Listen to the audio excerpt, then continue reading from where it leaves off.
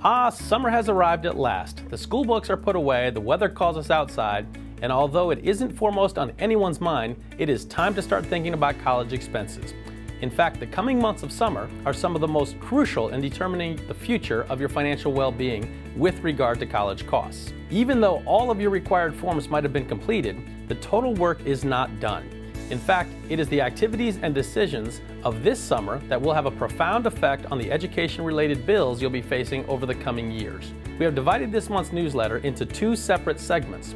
First, we will focus on the most time-sensitive population of our audience, parents of graduating high school seniors who plan to attend college in the fall. For those of you in this group, we have 5 crucial tips of things you can do this summer to make the most of this time and maximize your benefits down the road. These items will be of interest to our other group, those parents whose children will become seniors this coming school year. In addition, however, you will find 3 more suggestions for those who have 1 more year before facing college tuition and expenses.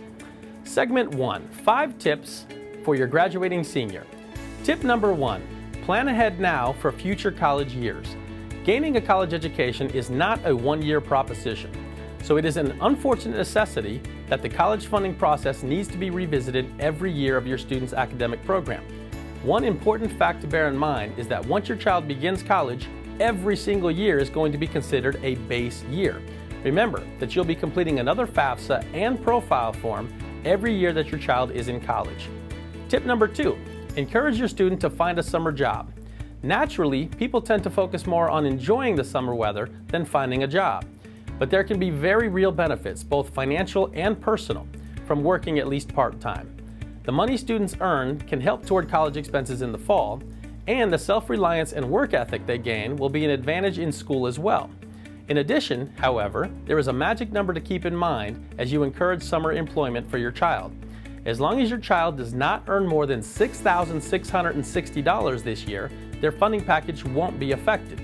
Part-time work won't usually allow them to earn that much money in a summer, but still offers a great sense of accomplishment and some extra money that would not exist otherwise. Tip number 3, plan for educated and responsible spending. Most of us recognize that earning even a full $6,660 this summer is great, but it won't pay for everything. Many families will need some help along the way. Once you have accurately calculated your students' college expenses, the next chore is figuring out how you're going to meet them without going broke. At the HEFAR Group, our college planning specialists are experts in helping people qualify for more grants and scholarships for college. We also help create strategies to pay for your portion of expenses without going broke. Tip number 4, search for last-minute strategies to meet your EFC. If you are still convinced, after reviewing your expected family contribution, that the difference between the EFC and the amount you think you can afford to pay is more than you can afford, well, take some comfort in the fact that you are not alone. In fact, many parents and students find themselves in exactly the same position. If you're still not sure how you're going to pay for your EFC, then give us a call.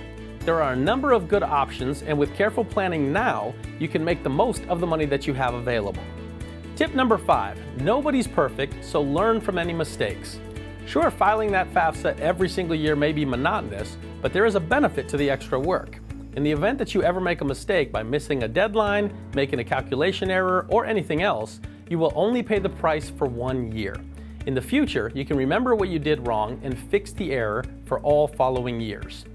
Segment 2, 3 tips for the last year of high school. Tip number 1, your base financial year. Craft it wisely. This is an almost overwhelming year with regard to the piles of forms and applications you will need to fill out in the coming months.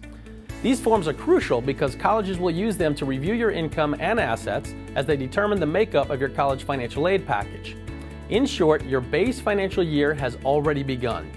If your child will graduate and begin college next year, know that your income figures from last year will be the ones that make the difference.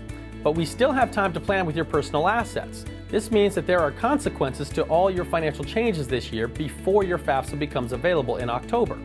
Any purchases such as a new car or home, new business expenses, pay raises, or changes to your asset portfolio will have an effect on the funds that your student can receive as part of their need-based financial aid package. Obviously then, families need to thoughtfully consider any financial moves this year. However, that knowledge should not paralyze you when it comes to financial matters. We recommend that you arrange your finances so that you can minimize out-of-pocket college expenses.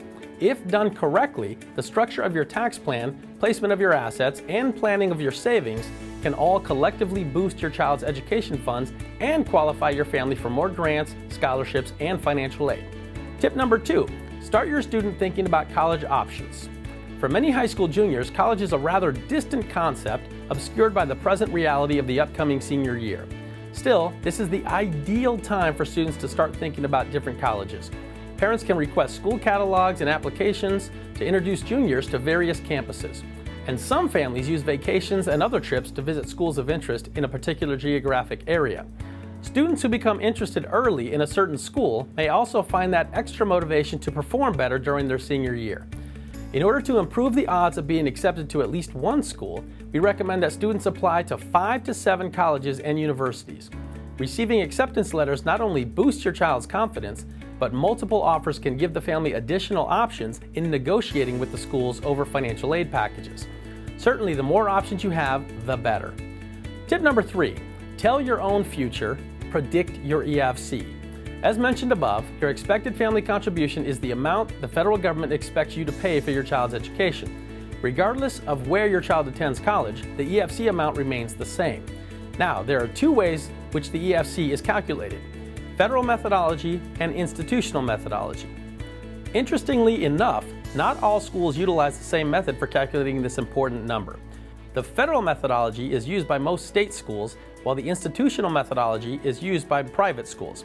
Institutional methodology is based on assets not included in the other system, like the value of your home. However, it also considers expenses that the federal methodology will not. Although these 2 calculation systems can be detailed and somewhat complicated, understanding them can literally mean thousands of dollars towards your child's education.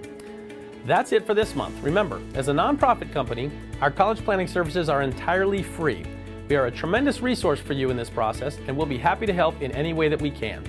Until next month, visit our website to download our College Planning 101 course or to subscribe to our College Planning Experts monthly video series.